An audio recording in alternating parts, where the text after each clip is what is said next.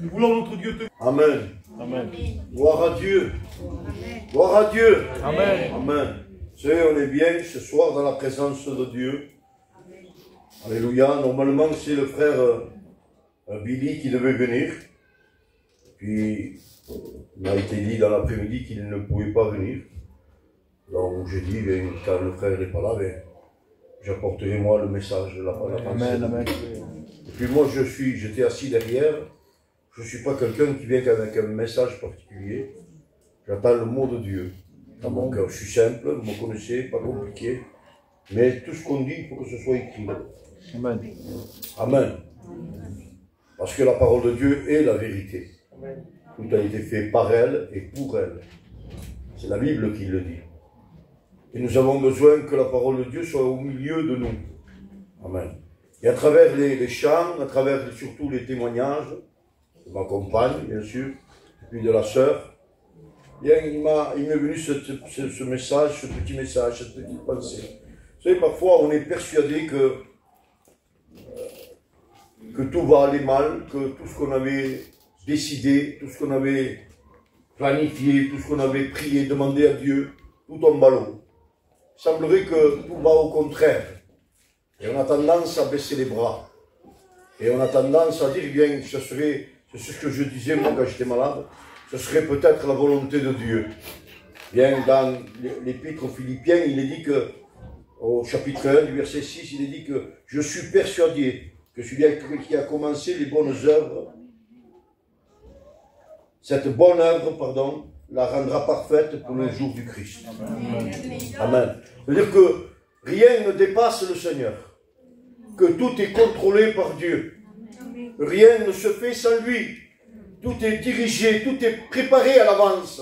Je dis souvent, mais le dire, ce n'est pas le vivre. Voyez-vous, des fois on dit quelque chose et on ne le vit pas. Je dis souvent, on ne prend pas le Seigneur à dépourvu. Il a le contrôle de toutes choses. Mais quand on est dans la difficulté, on a tendance à l'oublier. Bien, ce soir, moi, j'aimerais vous parler d'une épître dans la parole de Dieu, une épître de Paul. C'est la plus petite épître. Elle n'a que 25 versets. On ne la lit pas souvent. Bien qu'elle soit la plus petite, on ne la lit pas. C'est dommage. Il n'y a que 25 versets, on pourrait le lire plus facilement. Je ne sais pas pourquoi on ne la lit pas. Et pourtant, croyez-moi, on a des riches enseignements à en tirer. On ne va pas le faire ce soir. Ce soir, on va parler juste un petit peu que tout le monde soit concerné. Comme je dis souvent, la parole de Dieu est un pain, et à la table, bien le pain est disponible pour les enfants, comme les personnes âgées et les moins âgées. Tout le monde peut manger du pain. Amen. Donc, moi, ce que j'aimerais, c'est que ce soir, il y ait le mot pour tous. Alléluia. Donc, on va voir cette épître, si vous voulez, rapidement. On va la survoler ce soir. Et puis, peut-être un autre jour, on ira plus profondément, parce qu'il y avait des enseignements à en tirer, même qu'il n'y ait que 25 versets. On va lire dans l'épître à Philémon, c'est dans le Nouveau Testament, hein, c'est une épître, c'est dans le Nouveau Testament, c'est-à-dire une lettre. Lettre à Philémon de Paul, apôtre Paul. Et on va lire juste le verset 3, et après je vais vous expliquer. Paul écrit, et il dit, hein, on peut lire jusqu'au verset 3, comme ça vous comprendrez. Il dit, Paul, prisonnier de Jésus-Christ, et le frère Timothée à Philémon, parce qu'il écrit la lettre à lui, à Philémon. Notre bien-aimé et notre compagnon d'œuvre, à la sœur Appia, Archippe, notre compagnon de combat, et à l'église qui est dans ta maison. Et c'est là, donc le verset 3, que la grâce et la paix vous soient données de la part de Dieu, notre Père et du Seigneur Jésus-Christ. Amen. Amen. Amen. Amen. Gloire à Dieu. Que la grâce et la paix vous soient données de la part de Dieu, notre Père et du Seigneur Jésus-Christ. Amen. Nous allons replacer ces moments, parce que je ne sais pas vous, mais moi j'en ai besoin. Amen. On va replacer ces moments devant le Seigneur. À Colosse, c'est Philémon, c'était un homme riche, un homme qui avait réussi, je ne sais pas dans quel travail il faisait, dans les affaires qu'il faisait, mais il nous a dit qu'il était très riche.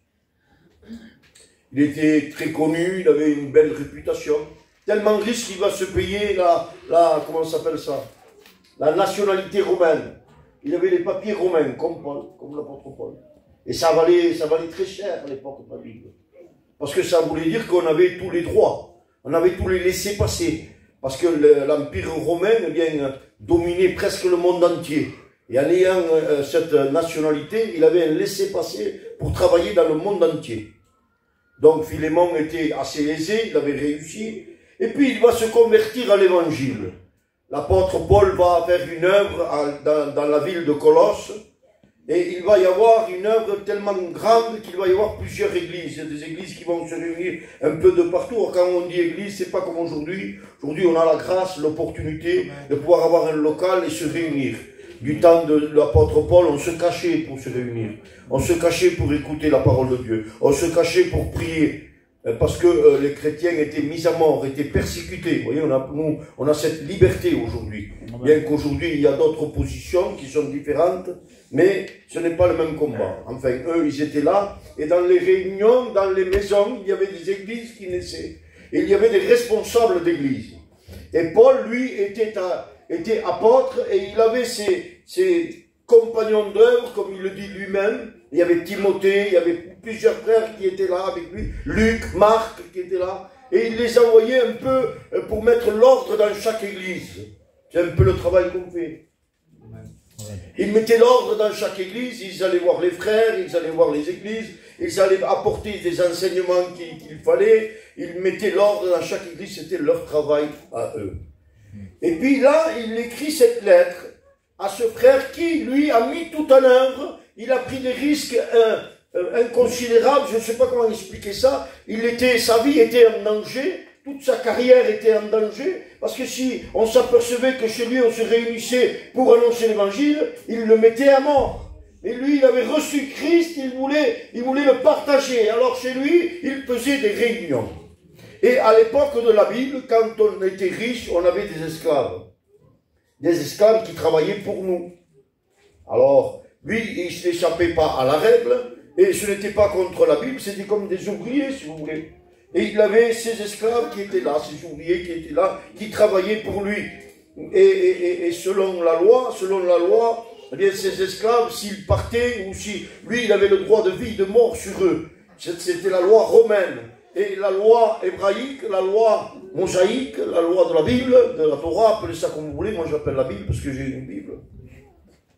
C'est écrit aussi que lorsque l'esclave désobéit, eh bien, il risque sa vie. Donc Philémon, lui, qu'est-ce qu'il fait? Il met ses esclaves dans les réunions pour qu'ils puissent écouter l'évangile. Et moi, je ne sais pas si vous imaginez ça, mais c'est un privilège et une grâce de pouvoir écouter l'évangile alors que les autres risquaient leur vie, eux non.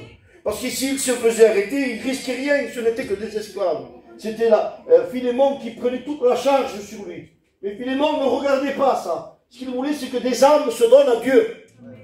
Il voulait que des âmes connaissent Christ. Alors il faisait tout en œuvre dans sa maison, à tel point que sa maison était devenue une église. Et Philémon avait cette œuvre à cœur, alléluia. Et puis il va se passer quelque chose que Philémon ni Paul n'avaient prévu. Eh bien, il y en a un de ses esclaves qui s'appelle Onésime. Onésime, ça veut dire utile. Il avait ce nom qui voulait dire utile. Voyez-vous, des fois, derrière le nom se cache une apparence. Ce que Dieu voit, ce n'est pas l'extérieur. Ce que Dieu voit, c'est l'intérieur. On peut paraître ce soir être heureux, être bien, et en réalité être malheureux, être malheureuse. Lui, il avait le nom d'utile, mais il était complètement inutile. Il ne servait à rien. C'est pas moi qui le dis, c'est Paul qui le dit. Il dit, autrefois, il était inutile. Il était inutile, il ne servait à rien. Il n'écoutait pas, il faisait qu'à sa tête. Il était là parce qu'il était obligé. Et puis au bout d'un temps, je passe rapidement, au bout d'un temps qu'il est là, il écoute les réunions, mais lui, ça n'était pas pour lui.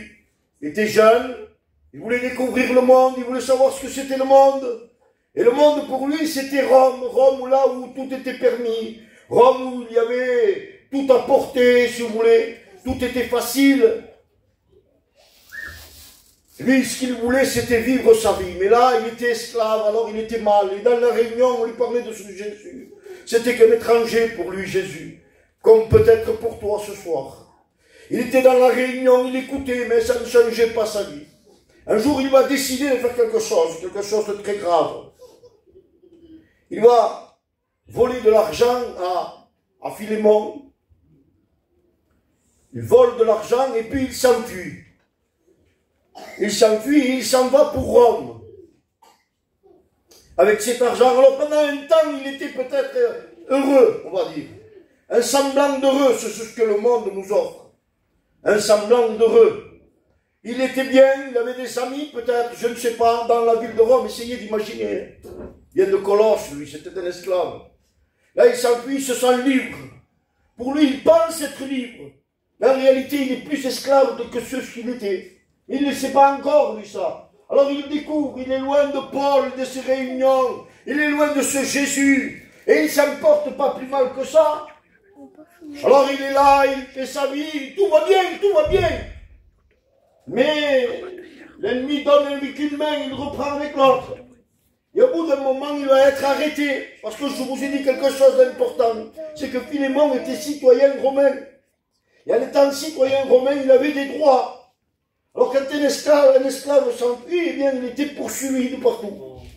Alors ils vont l'arrêter à Rome. Et il l'arrête. Et là, sa vie va basculer.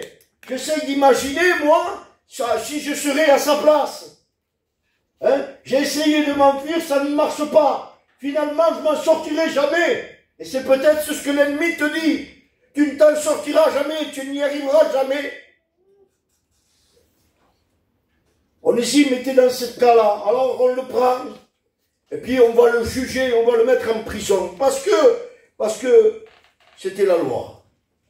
On le met en prison. Il n'avait aucun espoir, aucune issue. Sa vie s'arrête là pour lui. Il ne sait pas ce qui va devenir de lui, si Philémon va essayer de le faire juger, parce qu'il, selon la loi de Moïse, comme je vous ai dit, il ne peut pas le reprendre chez lui. Donc pour lui, sa vie est terminée. Alors ils le mettent en prison. Alors dans la prison d'autrefois, c'est pas la prison d'aujourd'hui. Je suis aumônier, moi je vais à la prison. Aujourd'hui dans la prison, on a la télé, on a tout ce qu'il faut. Hein? C'est une prison, ça reste une prison. Mais à côté de la prison d'avant, c'est pas la prison. On a tout ce qu'il faut. À l'époque d'avant, il n'y avait rien du tout, il y avait l'obscurité. On ne distinguait même pas la main. Et puis même dans la cellule, on vous enchaînait. On vous mettait des chaînes, des fers aux pieds et aux mains. Et on ne pouvait pas bouger. Et on va mettre ce jeune Onésime dans cette cellule de prison. Je ne sais pas combien de cellules il y avait dans Rome. Des centaines et des centaines. Imaginez, Rome c'était immense. Des centaines de cellules. On met Onésime dans la cellule. On attache les fers. Et moi j'imagine, parce que moi j'y vais à la prison. J'y vais souvent à la prison. Et je vois des hommes âgés comme des hommes jeunes, de tout âge. Dehors, il y a la vie du monde. Mais dans la prison, c'est une autre vie. Et quand on rentre, tous, ils pleurent. Que ce soit des meurtriers, des voleurs de voitures. Tous dans la prison, ils pleurent. Premier jour, les premiers mois, ils pleurent. Et après, ils se commencent à s'habituer. Certains, ça n'habitue jamais. Mais ils pleurent tous. Et certainement qu'Onésime a pleuré. Moi, je l'imagine avec les fers attachés dans l'obscurité, dans le noir total, et en train de pleurer. Ah, il a gâché sa vie. Si seulement il aurait pu écouter Philémon. Si seulement il aurait donné son cœur à Jésus. Mais trop tard. Et vous? Nous, on dit trop tard. L'homme dit trop tard. Et pas Jésus. Parce que dans la cellule, il va attendre une voix. Pleure pas, Onésime. Dans son cœur, ça va résonner. Mais je la connais, cette voix. C'était l'apôtre Paul qui était dans la cellule. Paul était à Rome. Il était dans la cellule. Oh, lui, il n'avait rien volé. Il avait juste évangélisé la parole de Dieu. Il était en prison dans la même cellule. Comment pouvez-vous comprendre ça? Avec toutes les cellules qu'il y avait à Rome, on l'a mis dans la cellule de Paul. Voyez-vous, le plan de Dieu, l'amour de Dieu nous surprendra toujours.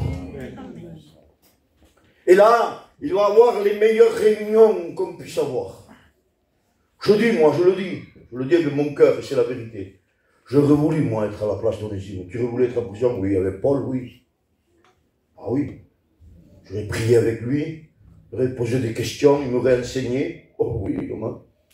Oui, j'aurais voulu avec Paul, être avec lui en prison, pas toi, avec lui. Moi, j'aurais voulu. Et là, pendant qu'il est en prison avec Paul, il voit la grâce. Il voit l'action de Jésus. Et là, il se donne à Dieu. Il va donner réellement son cœur à Dieu. Il va donner toute sa vie à Jésus-Christ. Peu importe maintenant s'il est enchaîné. Peu importe s'il est dans le cellule. Il n'a jamais été aussi libre que maintenant.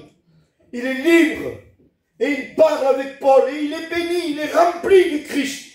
Il y a un changement, un bouleversement dans sa vie. À tel point que l'apôtre Paul maintenant va écrire une lettre à Philémon. Il écrit la lettre. Il écrit la lettre parce que ce qu'il écrit, c'est un grand enseignement. On ne va pas le voir ce soir. Ce qu'il écrit, Paul, c'est un rappel. Amen. Et je crois que ce soir, on en a besoin. Amen. Ce soir, il y a des onésimes au milieu de nous qui ont besoin de rencontrer le Christ réellement. Qu'ils fassent cette expérience de vie. Amen. Réellement rencontrer le Christ, être libéré réellement. Il y a aussi des Philémons qui ont besoin de vivre et d'expérimenter l'esprit de grâce. C'est pour ça que j'ai choisi le verset 3. Parce qu'il dit que la grâce et la paix soient données de la part de Dieu. Vous voyez, la grâce et la paix, c'est un esprit. C'est quand on a revêtu Christ. C'est quand on ne vit plus et que Christ vit en nous. Vous voyez, je vous ai dit qu'il y avait 25 versets. Vous voyez, il termine, le dernier verset, il dit que la grâce de notre Seigneur Jésus-Christ soit avec votre esprit. Nous devons avoir cet esprit de grâce.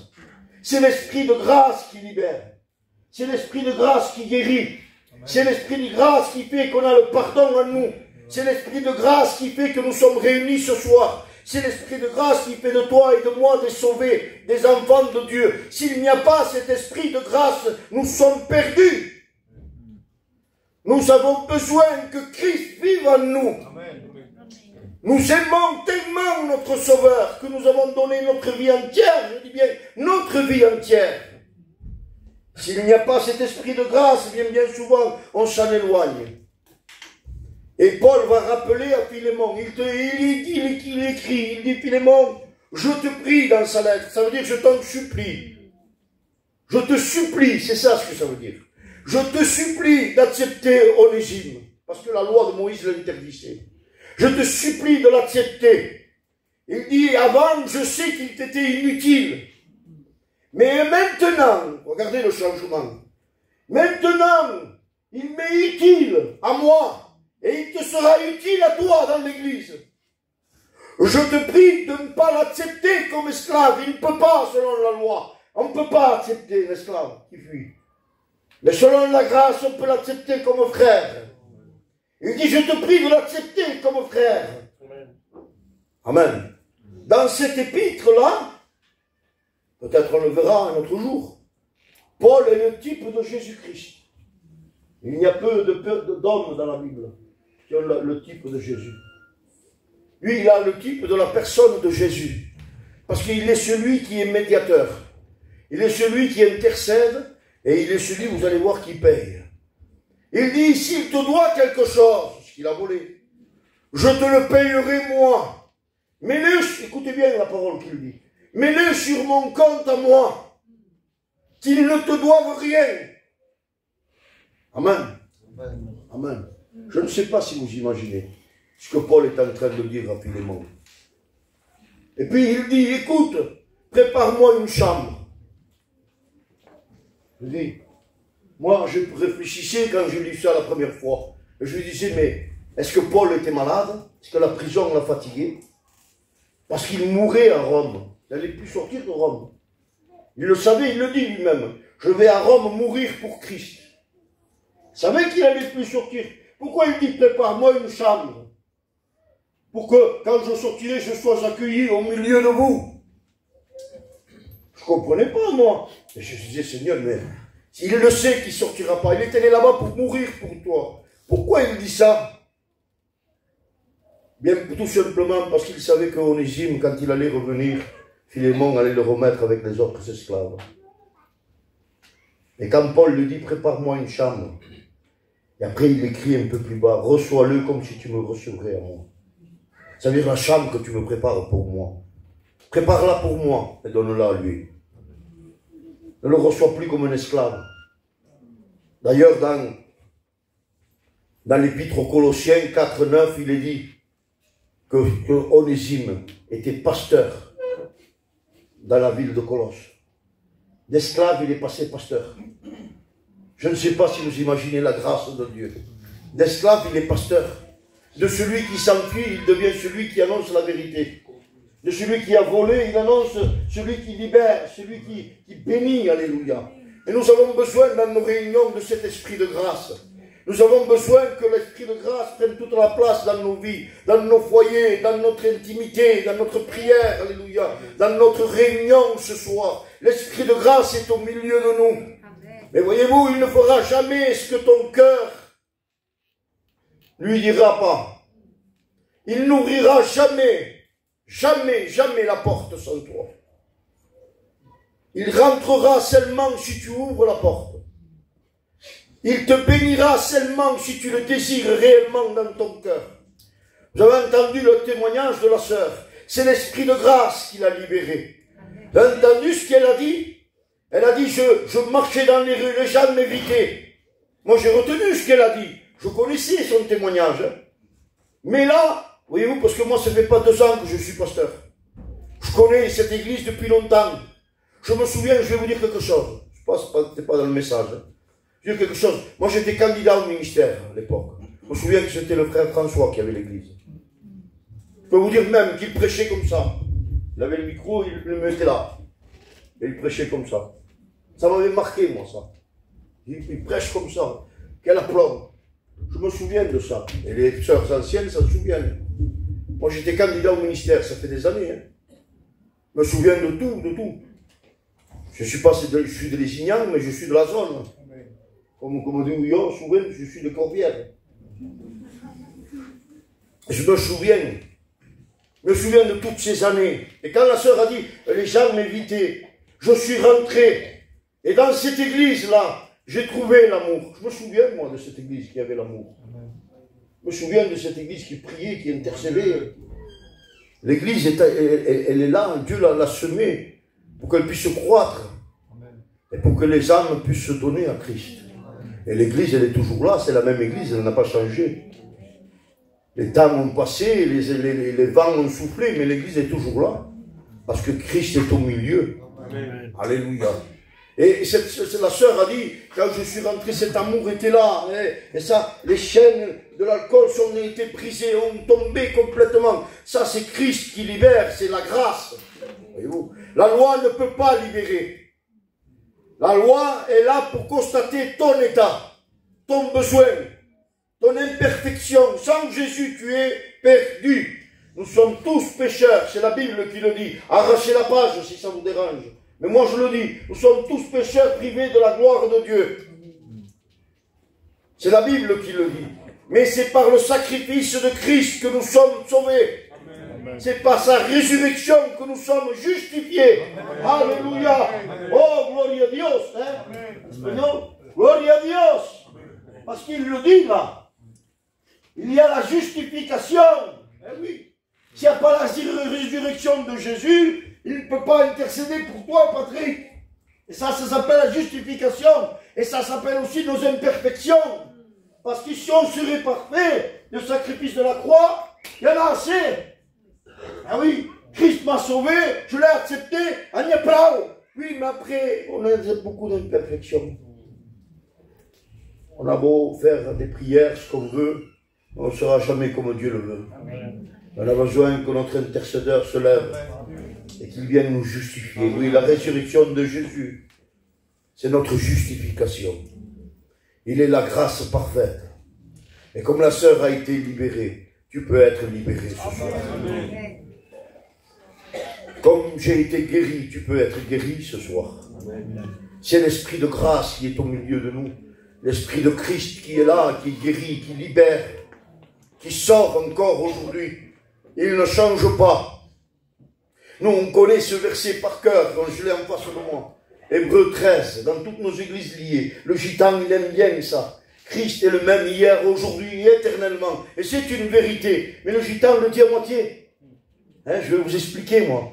Parce qu'il dit, oui, il guérissait avant, il guérit encore aujourd'hui. C'est ça le vélo. Il libérait avant, il libère encore aujourd'hui. Amen. Mais Paul ne dit pas ça simplement que pour ça. Il ne faut pas lire que le verset 8. Il faut lire toute l'épître entière aux Hébreux pour comprendre pourquoi Paul dit ça. Il dit le même enseignement de Christ qu'il disait hier. Il parle d'enseignement. Eh bien, aujourd'hui, on a le même. Et il sera éternel, cet enseignement.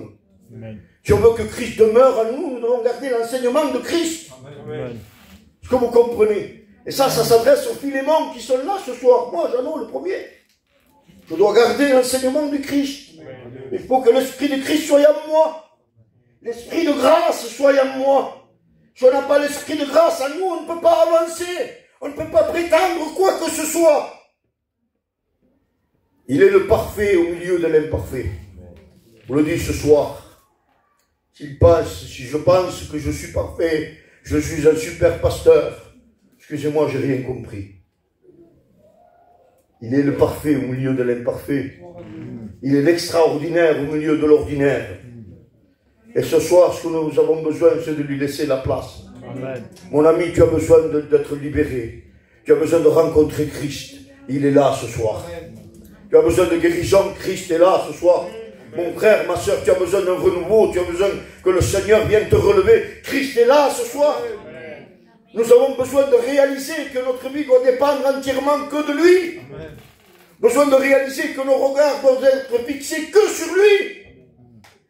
Et nous avons besoin de réaliser que sans lui, on ne peut rien faire. Il est dit lui-même, sans moi, vous ne pourrez rien faire. C'est écrit ou pas? Donc je ne me trompe pas. On ne peut rien faire sans lui. Nous avons besoin de lui. Amen. Je vous dis quelque chose, il est poli. Il ne fera jamais quelque chose que tu ne voudras pas. Parce que l'amour est poli. Jésus est amour. Voyez-vous, avec nos enfants, on est patient. On sait prendre du temps. Mais avec les autres, on n'en a pas de la patience. Parce qu'on n'est que deux hommes. Mais pourquoi nos enfants? Oui, parce qu'on les aime. Et Jésus est patient avec nous. Il ne fera jamais quelque chose que nous ne voulons pas. Mais on l'attriste. Est-ce que vous savez que vous pouvez attrister le Saint-Esprit? Est-ce que vous le savez, ça, Église? Je m'adresse aux chrétiens ce soir un peu aussi. Je veux que tout le monde mange, moi, ce soir. Hein. Je veux que vous rentrez chez vous en disant que Dieu m'a parlé, pas il a bien prêché ou il a mal prêché, moi, il n'y a pas d'importance. Ça fait une vingtaine d'années que je prêche, maintenant, je ne cherche pas à plaire au monde. Je cherche à plaire à Christ. Je dois annoncer l'évangile de vérité. Et l'évangile de vérité, c'est ça. Sans lui, on ne peut rien faire. Nous avons besoin de toute notre humilité, je veux dire, notre reconnaître qui nous sommes pour lui laisser toute la place. Tant qu'il y aura le moi, on n'y arrivera pas. Tant qu'il y aura le je, on ne fera rien du tout. Mais quand on réalisera qu'on a besoin qu'il prenne toute la place, là, l'esprit de grâce va se répandre dans notre vie.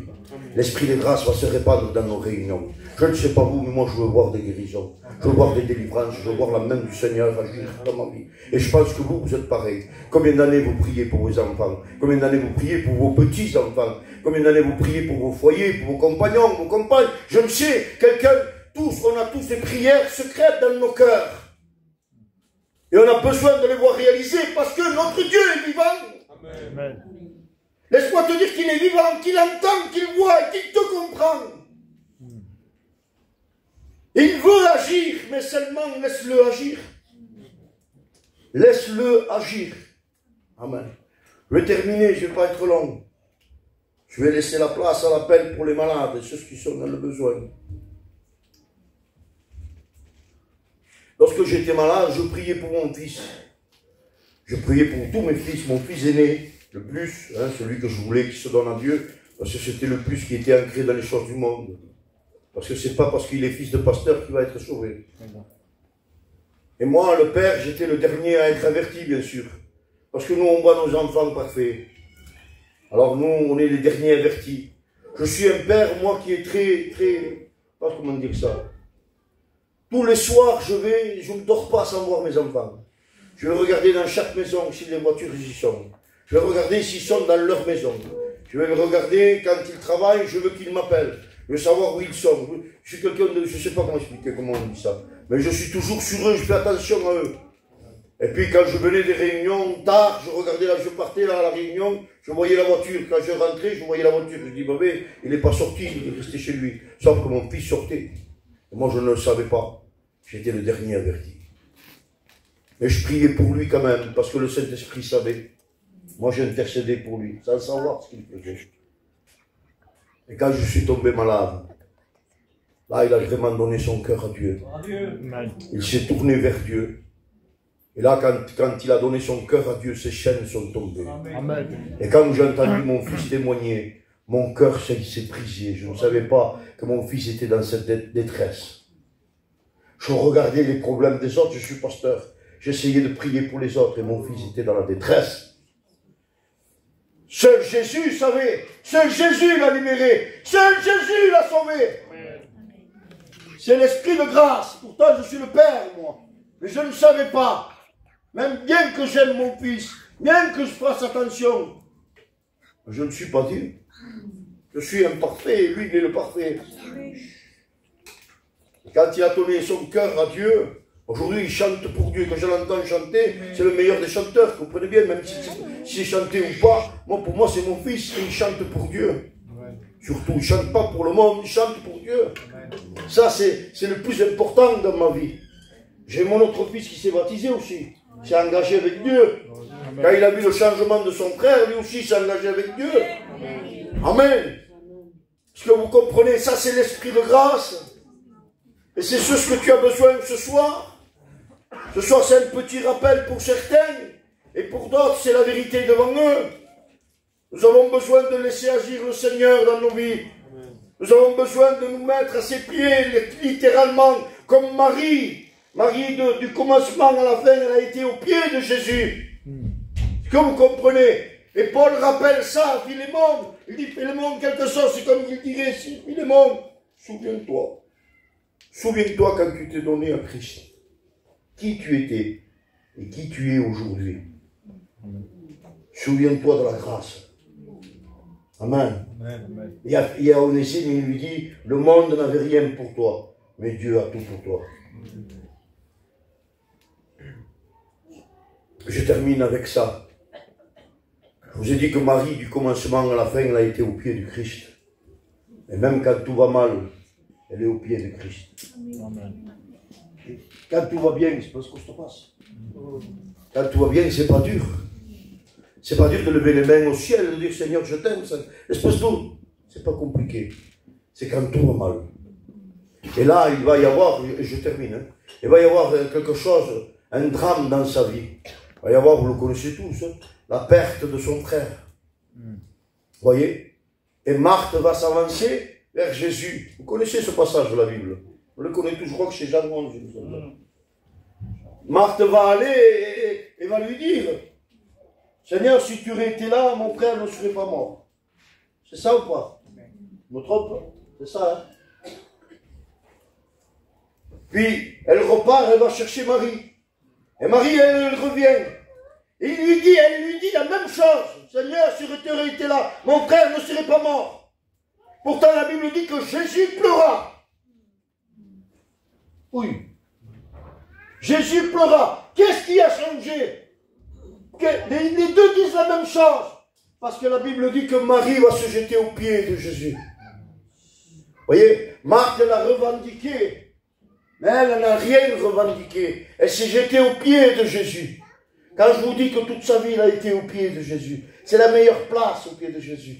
C'est la place que personne ne veut. C'est être humilié aux pieds du Christ. C'est lui laisser toute la place à Christ. C'est disparaître pour que lui puisse paraître. Et Marie, elle s'est jetée aux pieds de Jésus. C'est ça la différence avec Marthe.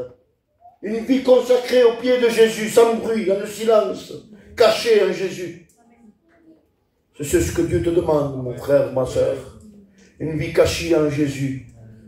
Un ministère, pour moi, je parle pour moi, un ministère caché en Jésus. Qu'on ne parle pas de moi, qu'on ne dise pas mon nom, mais qu'on dise le nom du Seigneur. C'est le plus important ce soir. Alors ce soir, moi je ne vais pas aller plus loin. Je vous ai parlé de la grâce, de l'esprit de grâce. Maintenant, il est le temps de lui laisser la place. Amen. Amen. Et ce soir, moi j'aimerais que vous puissiez baisser vos têtes.